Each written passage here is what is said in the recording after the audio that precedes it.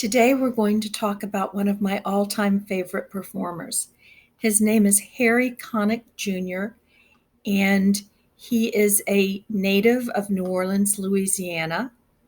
He's a singer, he's a composer, he's an actor, he is a TV host, and he does well at all of them. He was born in New Orleans, Louisiana, on September 11th, 1967.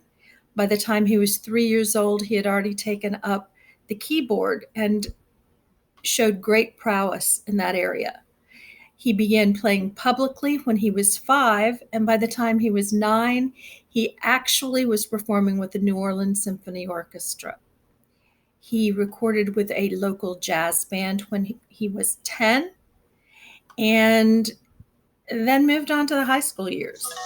He attended the Jesuit High School in New Orleans, as well as being a student at the New Orleans Center for the Creative Arts. Now, while at that Center for the Creative Arts, he had two very, very important men that served as his mentors or musical influences.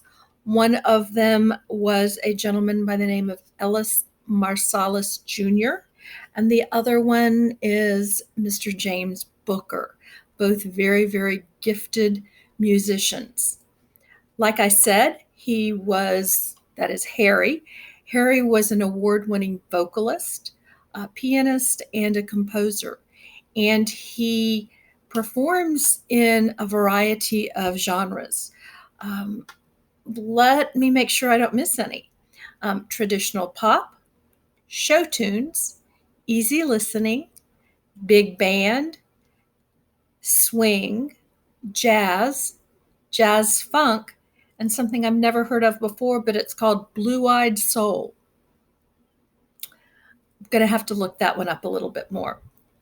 Harry's released 34 different recordings throughout the years, with over 30 million of them copies of them being sold.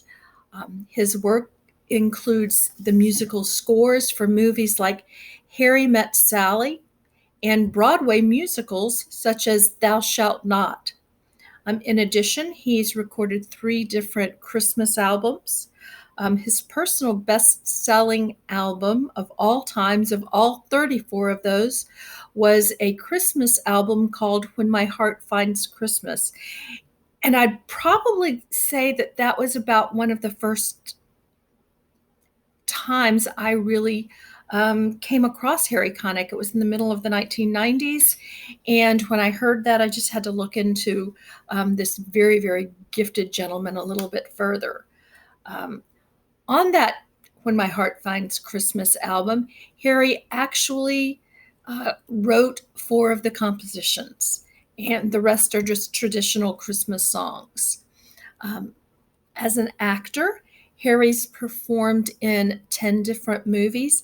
I'd say the best known ones are probably Independence Day, and for those who like a drama, one called Hope Floats. And if you haven't seen that one, it really, really is a good one. Television-wise, his time on television goes back to his early days. He's been in a number of shows. Again, most recently, you've probably seen reruns of something called Will and Grace. Well, Harry actually served or performed as the character Grace's husband for 4 different seasons of Will and Grace. He's appeared many, many times on Law and Order SVU.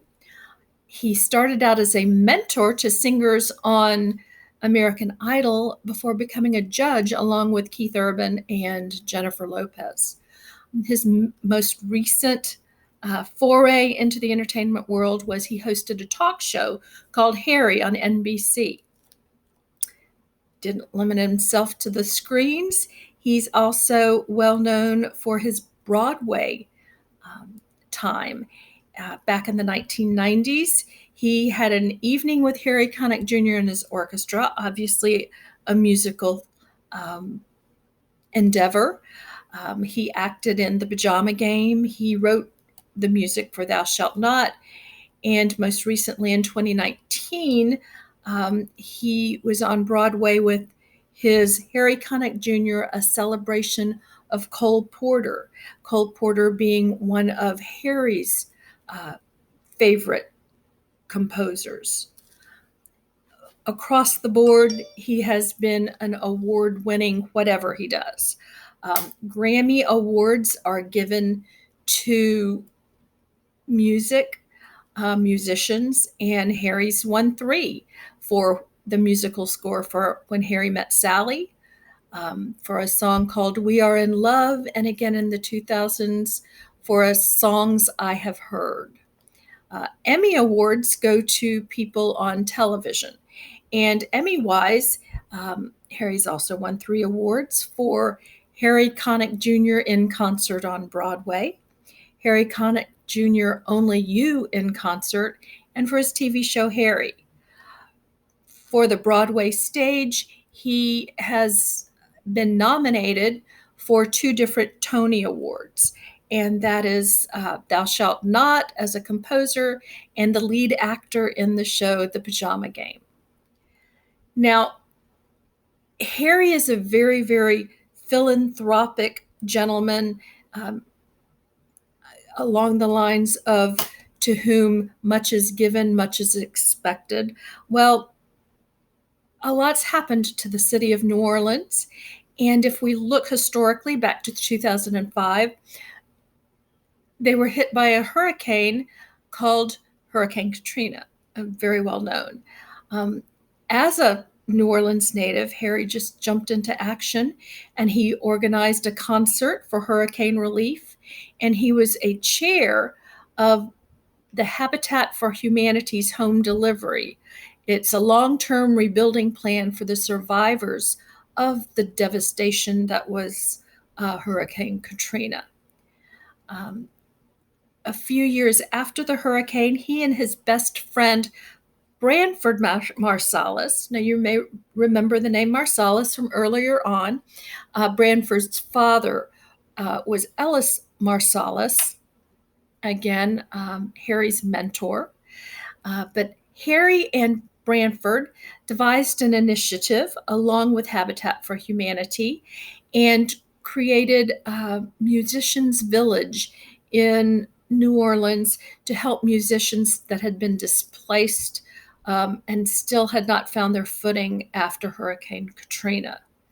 Now, not just limiting his time and his efforts to Hurricane Katrina, Harry also was very benevolent, and I guess he was hit hard by this COVID-19, and he and his daughter, Georgia, who's a 23-year-old filmmaker, they grabbed some GoPro cameras and rented an RV, and they left their Connecticut home and started out in New York, going across country recognizing essential workers, people who kept working when we were at home on the sofa, maybe doing homework or whatever we, we're doing as we are self-isolating. He set out, and it was a 12-day journey across the country. His first stop was in New York City, where he interviewed his own sister, Susanna, who is a psychiatrist and doctor with the Pentagon. And she was a military liaison helper in New York City with the COVID-19. After that, they made stops all the way across the country, interviewing firefighters and garbage workers and janitors. They interviewed a very, very young teacher who actually went to her students' homes because her students had no way to get to school to get their assignments, and they weren't fortunate enough to have internet. So this young teacher took their work to them. Harry recognized her.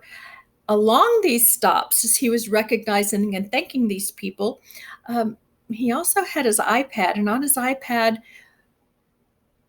were recorded messages and some live from Harry's friends, Sandra Bullock, Drew Brees, Brad Pitt, Cyndi Lauper, Queen Latifah, just a whole bunch of people who gave and sent thank yous to the essential workers. Irony upon irony, as I've been working on this project and putting things together, I knew I had to come up with a conclusion for our talk. I taught speech a few years ago, and I know you kind of have to wrap things up logically. Well, as I was watching Jeopardy yesterday,